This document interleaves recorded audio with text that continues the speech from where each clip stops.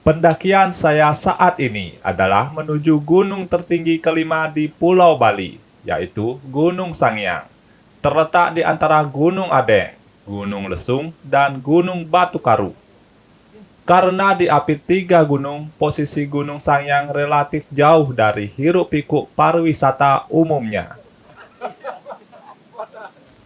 Untuk mencapai titik terdekat ke gunung ini, bisa mengambil jalur utama Bedugul, naik di Bukit Wanagiri, lalu masuk ke jalan Desa Tamblingan.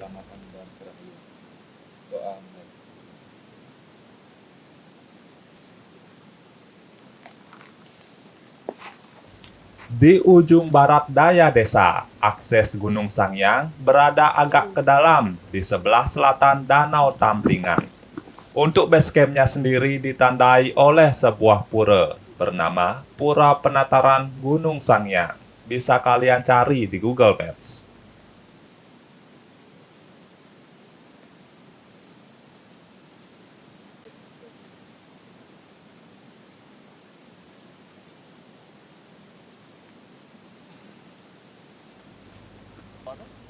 Namun untuk mencapai base camp, jalannya cukup sempit dan berliku. Beberapa jalur masih berupa tanah, ada juga yang sudah dibeton. Disarankan memakai sepeda motor untuk mencapai base camp.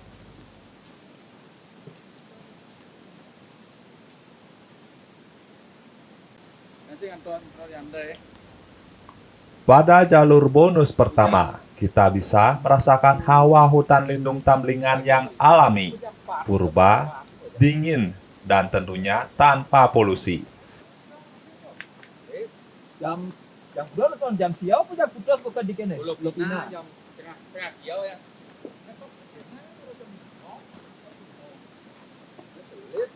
Kan di jauh.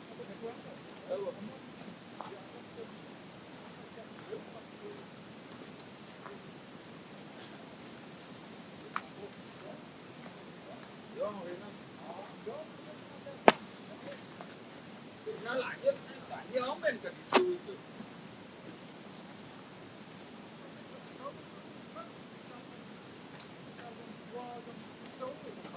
Cô là nhất là sao làm xuống tức là nhất nữa như thế này.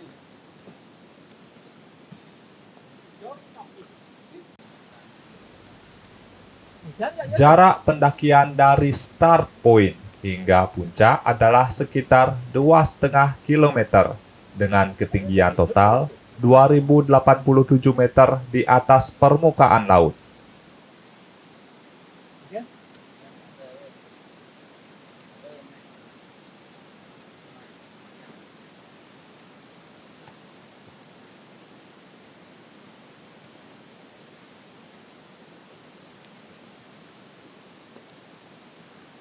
Paksa.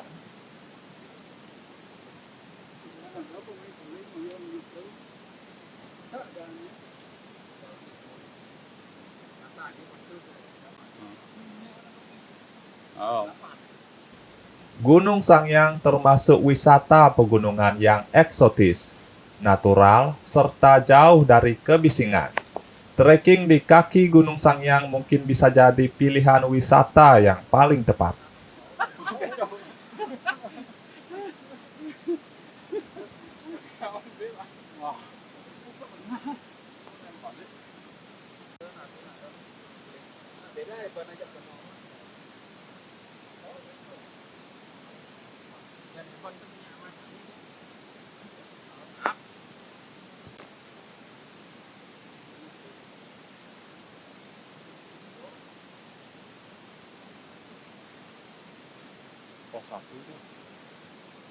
Berdasar pengamatan saya, ada dua pos utama di Gunung Sangiang. Saat ini, tempat kita menghaturkan sesajen adalah pos 1.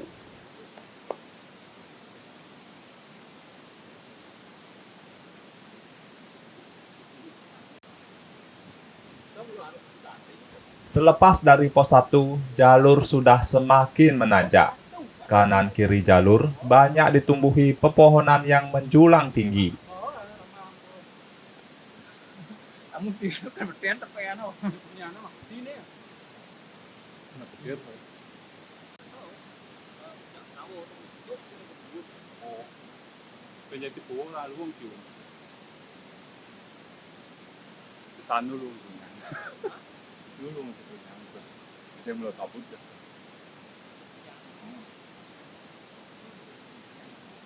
quê hả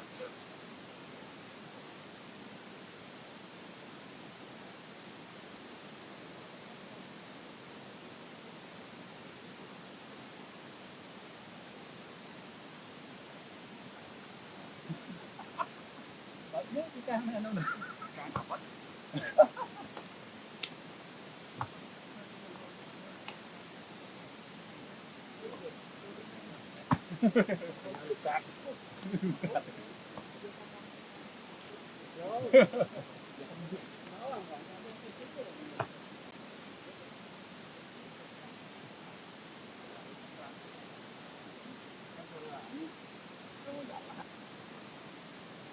Ada juga satu pohon unik yang batangnya membelah lumayan besar sehingga kita bisa lewat di celah-celahnya.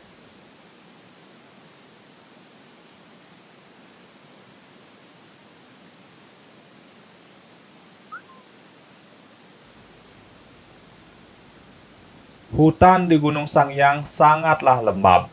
Ini adalah habitat favorit dari si kecil penghisap darah. Ya, pacat.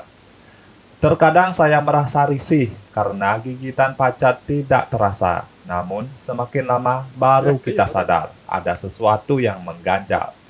Seketika dia sudah semakin membesar. Tapi inilah resiko yang harus dihadapi ketika mendaki di gunung dengan hutan yang lebat seperti ini.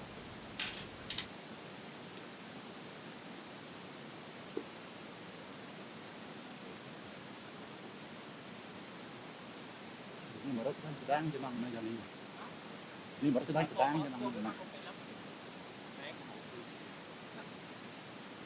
Chief.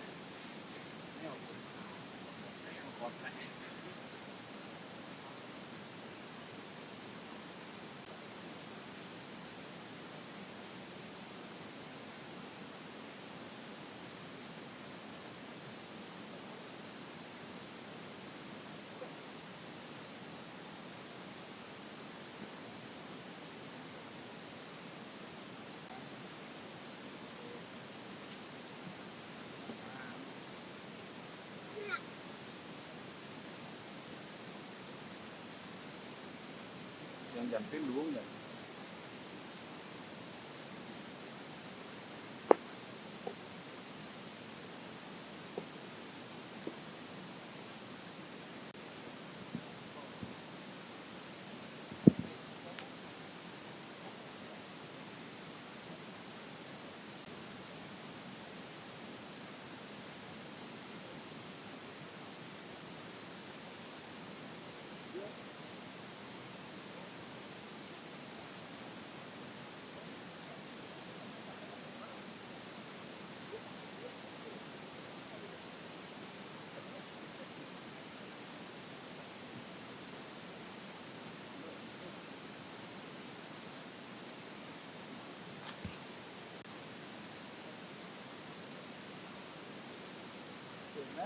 Là có một cái sinh ra là có những cái bên nào đó làm gì thế nó chắc chắn đó nó có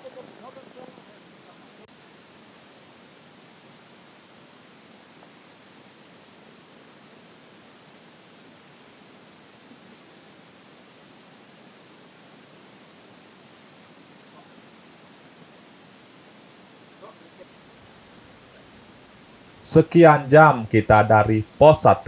Akhirnya sekarang sampai di pos 2. Sama juga di sini ada tempat untuk mengaturkan sesajen. Tempatnya cukup lapang, lumayan di sini kita untuk beristirahat sejenak.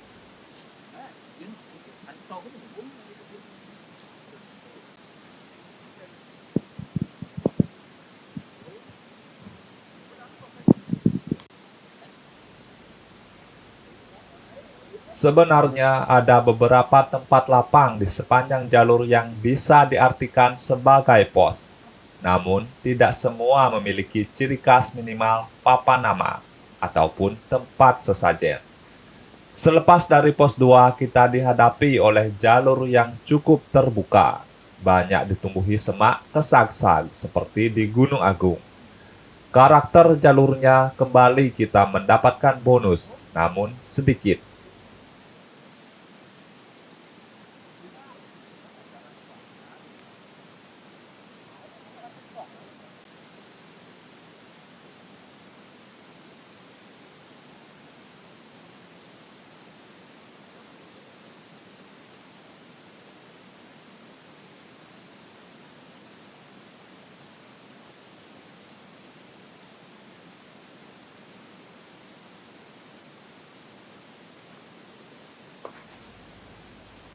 Sayangnya cuaca cukup berkabut, jadinya kita tidak leluasa melihat pemandangan di sekitar.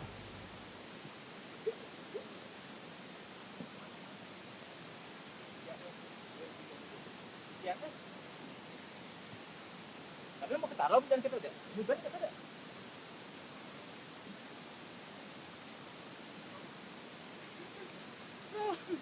Oh, kan. Ya cang dulu bikin aja ya.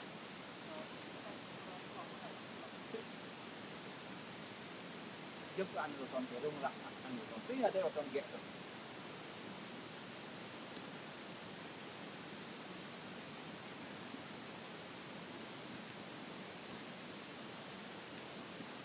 Giúp anh rồi.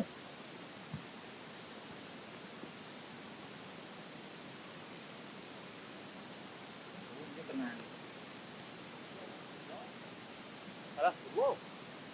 Hati mai. Nah, akhirnya agak masuk. Hah?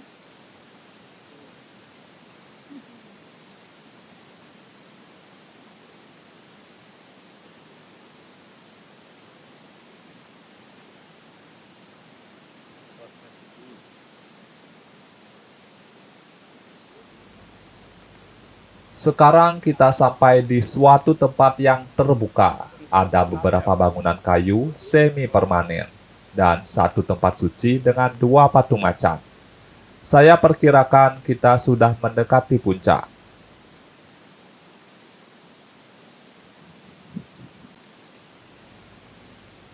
Semakin naik kembali ada sebuah patung dewi, namun masih dalam proses pengerjaan.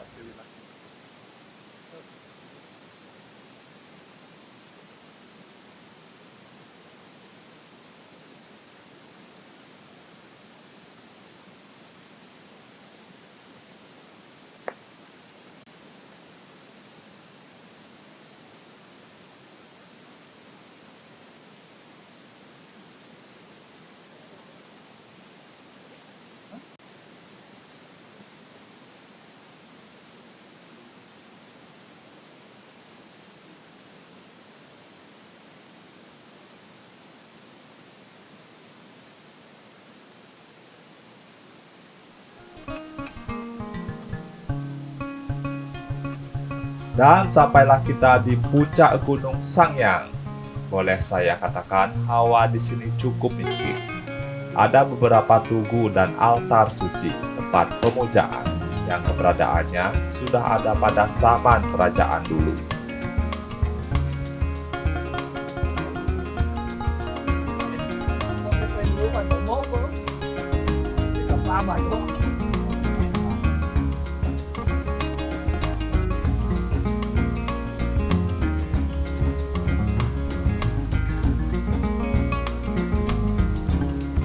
Saya beserta teman lainnya sembahyang di sini sebagai wujud rasa syukur atas keselamatan selama pendakian.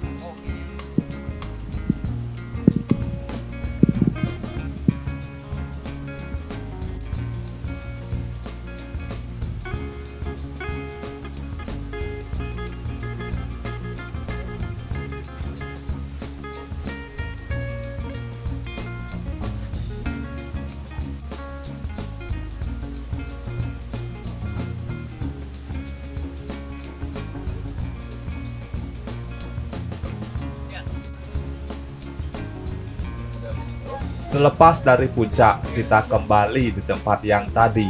Kebetulan di sini ada bangunan yang cukup luas, bisa kita manfaatkan sebagai tempat beristirahat guna mengisi perut.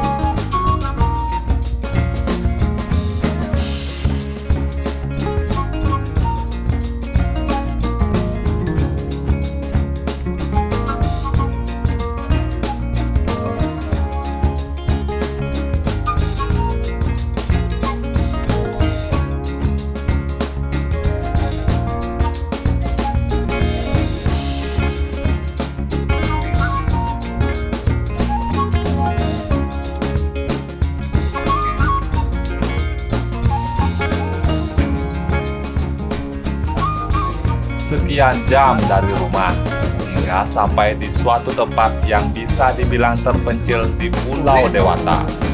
Tentu memberikan kesan istimewa tersendiri bagi saya. Semoga video ini menginspirasi teman-teman pendaki lainnya. Saya Made, sampai jumpa di petualangan selanjutnya. Yuk.